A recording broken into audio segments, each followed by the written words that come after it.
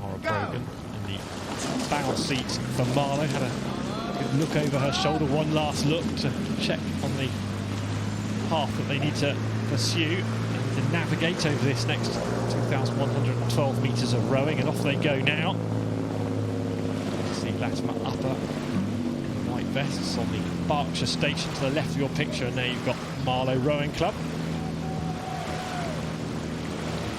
Kitted out in the sunglasses, and they'll need that. There's lots of glare around on the water today.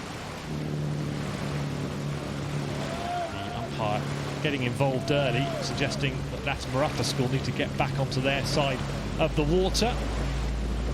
Very tough this, isn't it? Without boxes, and trying to work is hard enough. But here in this one, they've got their work cut out, haven't they, to get the steering right. And off to a clean start. It's always about getting a clean start, getting into your rhythm early, getting in between the booms, you know, sensing that crew beside you, and then really hitting your mid-race pace really hard. So it'll be interesting in the next minute or so to see how these crews calm down.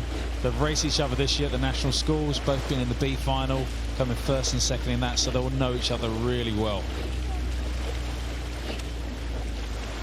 Latymer Upper School raced yesterday, dominated from the start and built up an unassailable lead. As Mark says, reached the quarterfinals of junior quads at Henley Women's Regatta, Latymer Upper, so it'll be interesting to track their progress here. Second in the B final of the Championship Girls Quads at the National Schools Regatta. And they did win this event back in 2013. And it's amazing how programs go through like peaks and troughs. You know, they were so dominant then until 2013. It was incredible to watch them take the event apart, and obviously the depth of the event has moved on, the standards moved on. It's just making sure you keep up and you keep evolving as a program to stay on top of that. It fluctuates, doesn't it, when you have rich veins of form and then you have a dip for a couple of years and hope that you can fight your way back. When you're involved in setting up the programs, as you have been in different guises over the years, Mark, it's important perhaps not to try and target to win with the standards that are being shown today. You've got to try and predict, haven't you, horizon scan and work out what the standards will be in 2 or 3 years' time. It may be on from here. Yeah, exactly, because you'll have junior athletes come through and they'll have 2 years as a junior, you know, if they're at the right age or when they were particularly born. So, you know, it's kind of, it's ebbs and flows, if you want to call it that.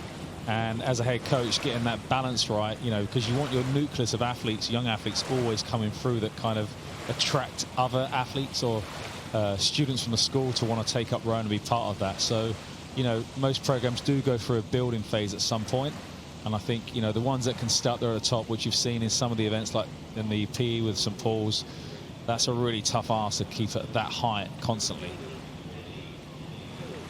Yeah, role models within the school who they can try and aspire to emulate. And that's the thing, those images. So 2013 when they won the event, that image of that crew winning will be around the school. You know, young aspiring rowers will see that, and you know, they'll want to have a taste of that success. They want their own picture up there. Exactly, exactly. And their name on the honours board, all those little things are a big deal to athletes.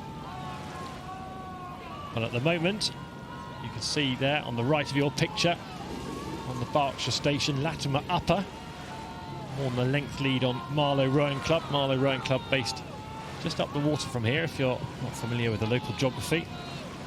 Only 5 or 6 miles away from where we sit at the finish line of Henley Royal Regatta right now. Did you row in from Marlow this morning, Mark, or did you use the local roads? I actually drove in this morning. We're going to have a picnic this afternoon in the field, so yeah, drove in this morning, nice and early. Roads are very quiet, and Marlow is such a beautiful location to kind of just hang out and have. There's loads of great restaurants, and the rowing club is absolutely stunning there on the riverbanks by Marlow Bridge.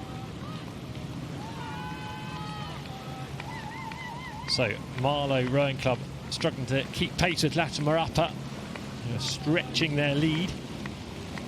Looks like they'll be the boat that row twice today. And they're moving really well as a unit there. That shot there, just watching them move in sync together. You know, the hours of training they'd have done as a unit to try and perfect their movement as a crew. And we've talked all week about preserving energy for later rounds. Now, this is probably most relevant to the 4 races we're seeing, this one and the next 3, because they're the winners that'll be racing twice in a day. Now, if you've got an overnight, you've got half a chance of recovering, haven't you? If you're involved in a really full-throttle, tough race this morning and you're back on the water later on, that will surely have an impact on your performance. That's a tough ask, yeah. So this is when it's all about, you think about your seeding and events coming into this. The better seeding you get, hopefully, I don't want to say the more comfortable races you'll have, but that's the way the kind of seeding works. But you'll be able to control them from earlier, perhaps. Exactly. You can be more dominant early on. Try and put the race to bed. That's what the term we used to use. Get it done early, and then you can kind of conserve energy. But they won't be thinking about that right now. They'll be making sure they're moving well. The coach should have gone through the race plan many times, and they'll have different situations and scenarios that they'll have tried to perfect in practice. But when you're only 17 or 18, which all these rowers are, to try and plan ahead and not get too impatient, not get too carried away, not let the adrenaline carry away with you, it's quite a lot of restraint you're asking for, isn't it? Yeah, and that's always hard. I remember when we had the fall-in, we had the same scenario. You had it in the morning. They're getting tight on really the tight. Buck station. It's at Marlow, but the Latymer Upper, there you are. You can see how close they are to the boom. Looks like they've just corrected that and just trying to move away. Because that would probably be Marlow's biggest hope if Latymer Upper had a crash with the boom. We saw that yesterday with the Gloucester boat, you know, when they hit the booms, and Latymer B went through and went on to win, and I'm sure that on paper that probably wasn't expected, and that just shows that, you know, you've always got to be on guard, and, you know, the two bow girls in these particular boats are steering, so they've got to be on high alert the whole time of that and make sure that if a wash comes, they don't drift onto the booms. Well, they're in a good position now. You might have noticed there that Bella Scavaza Murphy, the bow seat for Latymer Upper, had a glance over her right shoulder. In fact, she's spending a lot of time, I don't think, trying to pick out fans on the bank. I think she's just monitoring how close those booms are. Yeah, and that's always your concern, is make sure you're clear of them. You don't want to be that the thing that stops you progressing onto the next phase of racing. And we had that early intervention from the umpire as well, so she'll be conscious not to go too central. But they're nearly there. And now it is about preserving energy. You don't want to go for a crazy late charge here. Get the crowd excited. They just need to keep themselves calm and save themselves for later. And it's that process of when they cross the line, and that next hour or so of recovery is so important with fuel and food, and actually winding down and then getting out of Henley to their location where they're kind of rested and get some sleep, get some rest, and then come back later on today. So Latymer Upper School are through in the Diamond Jubilee Challenge Cup. Last couple of strokes for them, beating Marlow Rowing Club. A couple of issues with the steering, particularly from the winners, Latymer Upper.